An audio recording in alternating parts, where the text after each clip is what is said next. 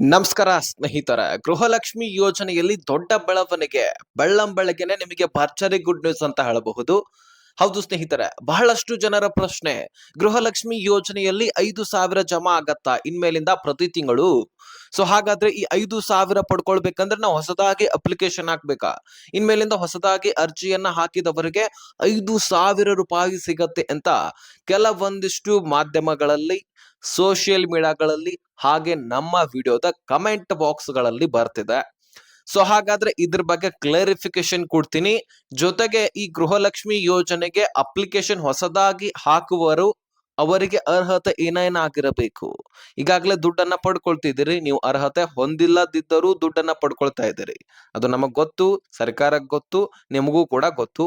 ಆದ್ರೆ ಅದರಲ್ಲಿ ಆಗಿರ್ತಕ್ಕಂತಹ ಬದಲಾವಣೆ ಏನು, ಅರ್ಜಿ ಹಾಕುವಂತಹ ಫಲಾನುಭವಿಗಳಿಗೆ ಏನೇನ್ ಅರ್ಹತೆಯನ್ನ ಹೊಂದಿರಬೇಕು, ಜೊತೆಗೆ ಡಾಕ್ಯುಮೆಂಟ್ಸ್ ಏನೇನ್ ಇರಬೇಕು, ಸಂಪೂರ್ಣ ಡೀಟೇಲ್ಸ್ ಅನ್ನ ಈ ವಿಡಿಯೋದಲ್ಲಿ ತಿಳ್ಕೊಳ್ಳೋಣ. ಬಹಳ ಇಂಪಾರ್ಟೆಂಟ್ ಮಾಹಿತಿ. ಈ ಗೃಹಲಕ್ಷ್ಮಿ ಯೋಜನೆಗೆ ಅಪ್ಲಿಕೇಶನ್ ಹಾಕ್ಲಿಕ್ಕೆ ಸೊ ಅರ್ಹತೆಯನ್ನ ಮುಖ್ಯವಾಗಿ ನಾವು ಎಲ್ಲವೂ ಕೂಡ ನೋಡ್ತಾ ಹೋಗೋಣ. ಸೊ ಬಹಳ ಇಂಪಾರ್ಟೆಂಟ್ ಮಾಹಿತಿ. ರಾಜ್ಯದ ಪ್ರತಿಯೊಬ್ಬ ಗೃಹಲಕ್ಷ್ಮಿಯರು ಕೂಡ ಈ ವಿಡಿಯೋನ ಮಿಸ್ ಮಾಡದೆ ಕೊನೆವರೆಗೂ ವಾಚ್ ಮಾಡಿ ಅರ್ಥ ಮಾಡ್ಕೊಳ್ಳಿ. ಸ್ನೇಹಿತರೆ, ಬಹಳಷ್ಟು ಮಾಧ್ಯಮಗಳಲ್ಲಿ, ಜೊತೆಗೆ ನ್ಯೂಸ್ ಗಳಲ್ಲಿ, ಹಾಗೆ ನೀವು ಕಮೆಂಟ್ ಗಳನ್ನು ಕೂಡ ಮಾಡ್ತಿದ್ರಿ, 5,000 ಜಮಾ ಆಗತ್ತೆ ಅಂತ. ಸರ್, ಇದು ನಿಜಾನಾ? ಹಾಗಾದ್ರೆ 5,000 ಪಡ್ಕೊಳ್ಬೇಕಂದ್ರೆ ನಾವ್ ಏನ್ ಮಾಡ್ಬೇಕು? ಸ್ನೇಹಿತರೆ, ಒಂದು ವಿಷಯ ಹೇಳ್ತೀನಿ, ತಿಳ್ಕೊಳ್ಳಿ. ಸರ್ಕಾರದ ಖಜಾನೆ ಖಾಲಿ ಆಗಿರೋದು ನಿಮಗೂ ಗೊತ್ತು, ನಮಗೂ ಗೊತ್ತು. ಅದರಲ್ಲಿ ಈಗ ಗೃಹಲಕ್ಷ್ಮಿನೇ ಸರಿಯಾಗಿ ದುಡ್ಡು ಕೊಡ್ತಿಲ್ಲ.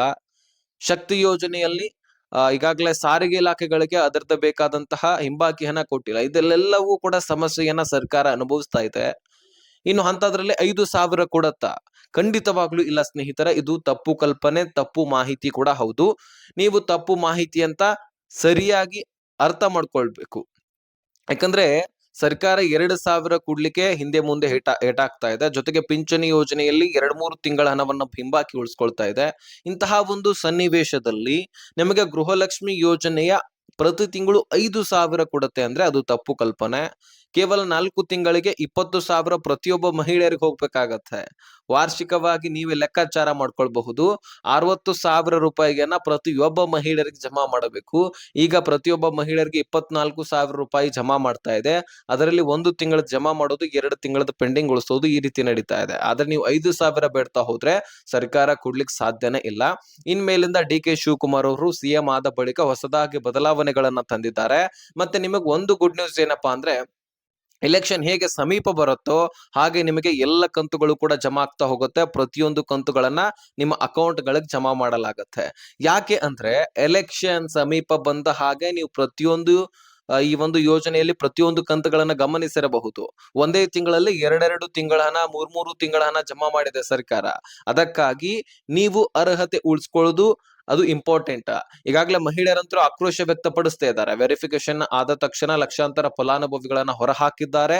ಅದರಲ್ಲಿ ಮೃತಪಟ್ಟವರಂತರೂ ಲೆಕ್ಕಾಚಾರ ಮಾಡಿದ್ರೆ ನೂರಾರು ಕೋಟಿ ಗಟ್ಟಲೆ ಸರ್ಕಾರಕ್ಕೆ ಈಗಾಗಲೇ ನಷ್ಟ ಆಗ್ಬಿಟ್ಟಿದೆ. ಸರ್ಕಾರ ಇದರಿಂದ ದುಡ್ಡನ್ನ ಇನ್ನೂ ಹೆಚ್ಚಿನ ಎಲಿಜಿಬಲ್ ಇದ್ದಂತಹ ಮಹಿಳೆಯರಿಗೆ ಕೊಡಬಹುದಾಗಿತ್ತು. ನೂರಾರು ಕೋಟಿ ಗಟ್ಟಲೆ ಮೃತಪಟ್ಟವರ ಅಕೌಂಟ್ ಗಳಿಗೆ ದುಡ್ಡು ಜಮಾ ಮಾಡಿ ಅವರ ಮನೆಯವರು ಮರಣ ಪ್ರಮಾಣ ಪತ್ರ ತೆಗಿಸದೆ, ಹಾಗೆ ಗೃಹಲಕ್ಷ್ಮಿ ದುಡ್ಡು ಬರ್ಲಪ್ಪ ಅಂತ ಹೇಳ್ಬಿಟ್ಟು ಕಾಯ್ತಾ ಆ ದುಡ್ಡನ್ನ ಪಡ್ಕೊಂಡು ಸೊ ಅದರಿಂದ ಖರ್ಚು ವೆಚ್ಚಕ್ಕಾಗಿ ಬಳಕೆ ಮಾಡ್ಕೊಳ್ತಾ ಇದಾರೆ. ಅವ್ರು ಎಲಿಜಿಬಲ್ ಇದ್ರೆ ಓಕೆ, ಇಲ್ಲ ಅಂತೇನಿಲ್ಲ. ಆದ್ರೆ ಎಲಿಜಿಬಲ್ ಇಲ್ಲ, ದುಡ್ಡನ್ನ ಪಡ್ಕೊಳ್ಳೋದು ಯಾಕೆ? ಈಗ ಎಲಿಜಿಬಲ್ ಇದ್ದಂತವರಿಗೆ ಇನ್ನೂ ಹೆಚ್ಚಿನ ದುಡ್ಡು ಹೋಗ್ಬೋದಲ್ವಾ? ಸೊ ನೀವು ಸರ್ಕಾರಕ್ಕೆ ನಷ್ಟ ಮಾಡ್ತಾ ಇದೀರಿ. ಹಾಗಾಗಿ ನಿಮ್ಮನ್ನ, ಅಂದ್ರೆ ಮೃತಪಟ್ಟವರ ಕುಟುಂಬಗಳಿಗೆ ನಾನು ಹೇಳ್ತಾ ಇರೋದು, ಸೊ ನಿಮಗೆ ಖಂಡಿತವಾಗ್ಲೂ ಇನ್ಮೇಲಿಂದ ದುಡ್ಡು ಬರೋದಿಲ್ಲ. ಸರ್ಕಾರ ಈಗಾಗಲೇ ವೆರಿಫಿಕೇಶನ್ ಮಾಡ್ತಾ ಇದೆ, ಹೊಸದಾಗಿ ಅರ್ಜಿ ಸಲ್ಲಿಸ್ಲಿಕ್ಕೆ ಹೇಳ್ತಾ ಇದೆ. ಆದ್ರೆ ಇಲ್ಲಿ ಗುಡ್ ನ್ಯೂಸ್ ಏನಪ್ಪಾ ಅಂದ್ರೆ, ಪೆಂಡಿಂಗ್ ಉಳಿದಿರ್ತಕ್ಕಂತಹ ಕಂತುಗಳನ್ನ ಕ್ಲಿಯರ್ ಮಾಡಿದ ತಕ್ಷಣ ಅಪ್ಲಿಕೇಶನ್ ಹಾಕ್ಲಿಕ್ಕೆ ಅವಕಾಶ ಮಾಡಿಕೊಡ್ತಾರಂತೆ. ಈಗ ಸದ್ಯದಲ್ಲಿ ಅರ್ಜಿ ಹಾಕ್ಲಿಕ್ಕೆ ನಿಮ್ಗೆ ಅವಕಾಶ ಮಾಡಿಕೊಟ್ಟಿಲ್ಲ. ಅರ್ಜಿ ಹಾಕ್ಬೇಕು ಅಂದ್ರೆ ನಿಮಗೆ ಅದಕ್ಕಿಂತ ಮುಂಚಿತವಾಗಿ ವೆರಿಫಿಕೇಶನ್ ಆಗತ್ತೆ.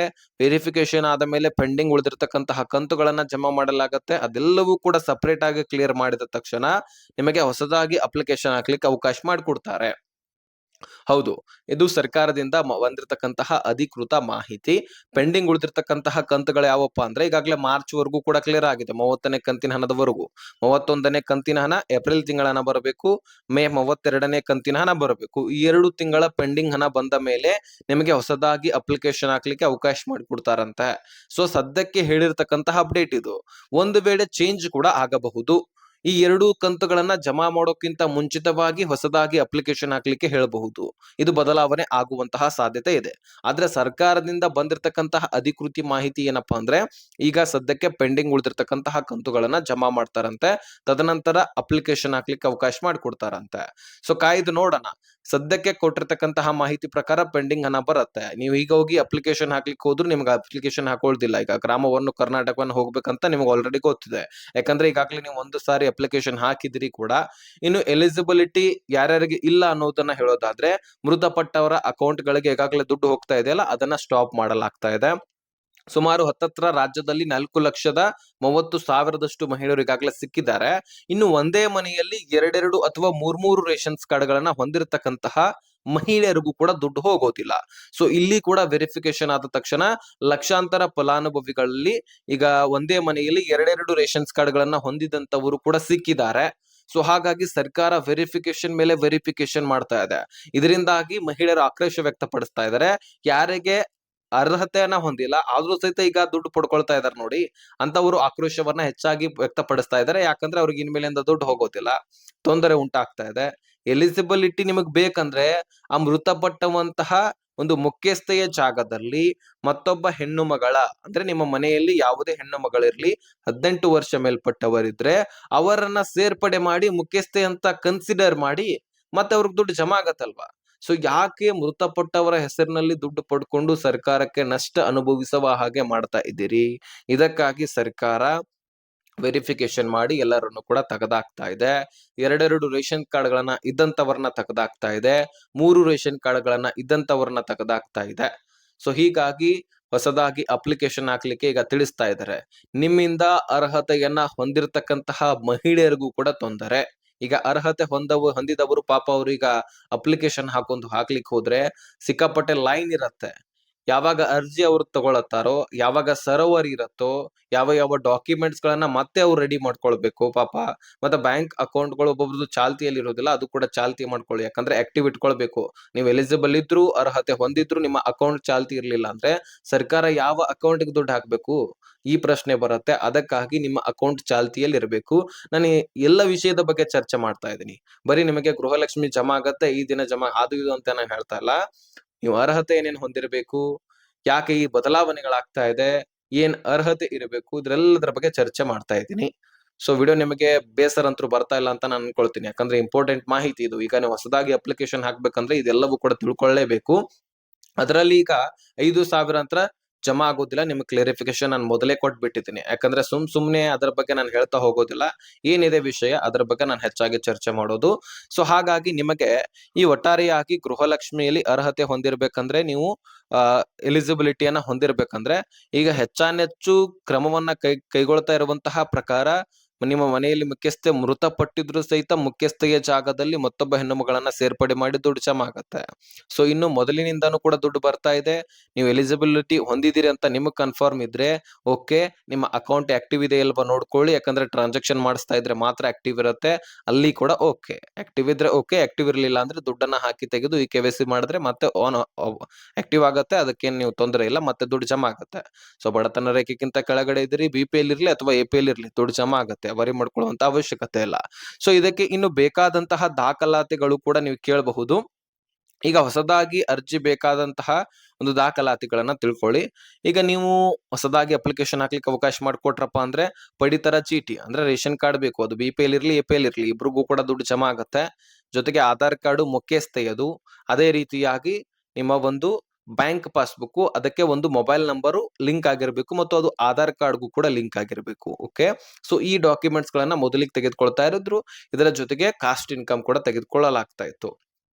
ಆದ್ರೆ ಇದರ ಜೊತೆಗೆ ಇನ್ಮೇಲಿಂದ ನಿಮ್ಮ ಮನೆಯಲ್ಲಿರ್ತಕ್ಕಂತಹ ಪ್ರತಿಯೊಬ್ಬ ವ್ಯಕ್ತಿಯ ಆಧಾರ್ ಕಾರ್ಡು ಮತ್ತು ವೋಟರ್ ಐಡಿ ಮತ್ತು ಪ್ಯಾನ್ ಕಾರ್ಡ್ ಗಳನ್ನು ಕೂಡ ತೆಗೆದುಕೊಳ್ಳಲಾಗುವಂತಹ ಸಾಧ್ಯತೆ ಇದೆ ಅಂತೆ.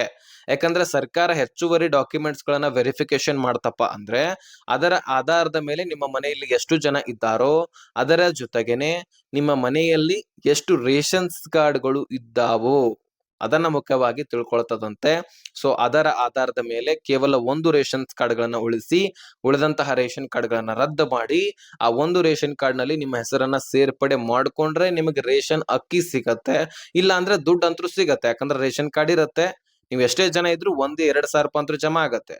ಅಥವಾ ನೀವು ಎರಡೆರಡು ರೇಷನ್ ಕಾರ್ಡ್ ಹೊಂದು 4,000 ಅಥವಾ 6,000 ಪಡ್ಕೊಳ್ತಾ ಇದ್ರೆ ಅದಕ್ಕೆ ಫುಲ್ ಸ್ಟಾಪ್ ಅನ್ನ ಈಗ ಸರ್ಕಾರ ಇಟ್ಟು ಕೇವಲ 2,000 ಜಮಾ ಮಾಡ್ತಾ ಇದೆ ಮತ್ತು ಅದರಲ್ಲಿ ನಿಮ್ಮ ಎಲ್ಲರ ಹೆಸರನ್ನ ಸೇರ್ಪಡೆ ಮಾಡ್ಕೊಳ್ಬೇಕು ಅಂತ ತಿಳಿಸ್ತಾ ಇದೆ. ನೀವು ಮುಖ್ಯಸ್ಥೆಯನ್ನ ಯಾರನ್ನ ಆಯ್ಕೆ ಮಾಡ್ಕೊಳ್ತೀರಿ ಅದನ್ನ ನಿಮ್ಮ ಮೇಲೆ ಡಿಪೆಂಡ್ ಮಾಡಿದೆ. ಇಷ್ಟು ನಿಮಗೆ ವೆರಿಫಿಕೇಶನ್ ಸದ್ಯಕ್ಕೆ ಮಾಡ್ತಾ ಇರುವಂತದ್ದು. ಸೊ ಅರ್ಹತೆ ಇದೀರಾ ಅಥವಾ ಇಲ್ವಾ ನೀವೇ ಈಗ ಖುದ್ದಾಗಿ ತಿಳ್ಕೊಳ್ಬೇಕು. 2 3 ರೇಷನ್ ಕಾರ್ಡ್ ಇದ್ರೆ ನಿಮಗೆ ಗೊತ್ತಿರತ್ತೆ. ನಾನೇನ್ ಅದನ್ನ ಹೇಳ್ಬೇಕಾಗಿರ್ತಕ್ಕಂತ ಅವಶ್ಯಕತೆ ಇಲ್ಲ. ಸೊ ಹೊಸದಾಗಿ ಅಪ್ಲಿಕೇಶನ್ ಹಾಕ್ಲಿಕ್ಕೆ ಗ್ರಾಮ ಒನ್ ಕರ್ನಾಟಕ ಒನ್ಗೆ ಹೋಗ್ಬೇಕು. ಆದ್ರೆ ಸದ್ಯಕ್ಕೆ ಅವಕಾಶ ಮಾಡಿಕೊಟ್ಟಿಲ್ಲ. ಈಗ ಪೆಂಡಿಂಗ್ ಹಣವನ್ನ ವೆರಿಫಿಕೇಶನ್ ಆದ ಮೇಲೆ ಬಿಡುಗಡೆ ಮಾಡ್ತಾರೆ, ಕ್ಲಿಯರ್ ಆಗತ್ತೆ ಅಲ್ವಾ. ತದನಂತರ ನಿಮ್ಗೆ ಅಪ್ಲಿಕೇಶನ್ ಹಾಕ್ಲಿಕ್ಕೆ ಅವಕಾಶ ಮಾಡಿಕೊಡ್ತಾರೆ, ಆವಾಗ ನೀವು ಅಪ್ಲಿಕೇಶನ್ ಹಾಕಬಹುದು. ಸೊ ಕ್ಲಿಯರಿಫಿಕೇಶನ್ ಆಲ್ರೆಡಿ ನಾನು ಎಲ್ಲ ವಿಷಯದ ಸಂಬಂಧಪಟ್ಟಂತೆ ಮಾತನಾಡಿದ್ದೀನಿ, ನಿಮಗೆ ಕ್ಲಿಯರಿಟಿ ಕೊಟ್ಟಿದ್ದೀನಿ. ಇನ್ನು ಏನೇ ನಾನು ಮರ್ತಿದ್ರು ಅದನ್ನ ಪ್ರಶ್ನೆ ಮಾಡಿ ನಾನು ನೆಕ್ಸ್ಟ್ ವಿಡಿಯೋದಲ್ಲಿ ತಿಳಿಸ್ತೀನಿ. ಓಕೆ, ನಿಮಗೆ ಏನೇ ಕ್ವಶನ್ಸ್ ಇರ್ಲಿ, ಡೌಟ್ಸ್ ಗಳಿರ್ಲಿ, ಅದರೆಲ್ಲದರ ಬಗ್ಗೆ ನನಗೆ ಕಮೆಂಟ್ ಮಾಡಿ ಅಥವಾ ಡಿಸ್ಕ್ರಿಪ್ಷನ್ ಅಲ್ಲಿ ಇನ್ಸ್ಟಾಗ್ರಾಮ್ ಲಿಂಕ್ ಇರುತ್ತೆ, ಅಲ್ಲಿಂದ ಮೆಸೇಜ್ ಮಾಡಿ. ನಾನು ಯಾಕೆ ಇದನ್ನ ಒತ್ತಿ ಹೇಳ್ತಾ ಇದ್ದೀನಿ ಅಂದ್ರೆ ಮುಂದೆ ಸಮೀಪ ಎಲೆಕ್ಷನ್ ಬರ್ತಾ ಇದೆ. 1 ವರ್ಷ ಹೇಗೆ ಹೋಗುತ್ತೋ ಗೊತ್ತಿಲ್ಲ. ತದನಂತರ 1 ವರ್ಷ ಬರೀ ಎಲೆಕ್ಷನ್ ಸಮೀಪ ಬಂತಪ್ಪ ಅಂದ್ರೆ ಅಷ್ಟೇ ಅಲ್ಲ, ಎಲೆಕ್ಷನ್ ಇನ್ನೂ 1 ವರ್ಷ ಇದೆ ಅಂದ್ರೂ ಸಹಿತ ಇಲ್ಲಿಂದನೇ ಕ್ಲಿಯರ್ ಆಗಿ ದುಡ್ಡನ್ನ ಜಮಾ ಮಾಡ್ಲಿಕ್ಕೆ ಸರ್ಕಾರ ಪ್ರಯತ್ನ ಮಾಡುತ್ತೆ. ಅದಕ್ಕಾಗಿ ಆ ಎಲ್ಲ ದುಡ್ಡನ್ನ ನೀವು ಪಡ್ಕೊಳ್ಬೇಕು ಅನ್ನೋದೇ ನಮ್ಮ ಆಶಯ, ಅನಿಸಿಕೆ ಆಗಿದೆ. ಸೊ ಹಾಗಾಗಿ ನಿಮಗೆ ಇದರ ಬಗ್ಗೆ ನಾನು ಒತ್ತಿ ಹೇಳ್ತಾ ಇದ್ದೀನಿ. ಪ್ರತಿಯೊಬ್ಬ ಗೃಹಲಕ್ಷ್ಮಿಯರಿಗೂ ಕೂಡ ಈ ವಿಡಿಯೋ ಮುಟ್ಟುವಂತೆ ಶೇರ್ ಮಾಡಿ. ಸಬ್ಸ್ಕ್ರೈಬ್ ಮಾಡಬೇಡಿ, ನಿಮ್ಮ ಇಷ್ಟ ಇದ್ರೆ ಸಬ್ಸ್ಕ್ರೈಬ್ ಮಾಡಿ, ಆದ್ರೆ ವಿಡಿಯೋ ಎಲ್ಲರಿಗೂ ಕೂಡ ತಲುಪಬೇಕು. ಹಾಗಾಗಿ ಪ್ರತಿಯೊಬ್ಬರಿಗೂ ಕೂಡ ಶೇರ್ ಮಾಡಿ.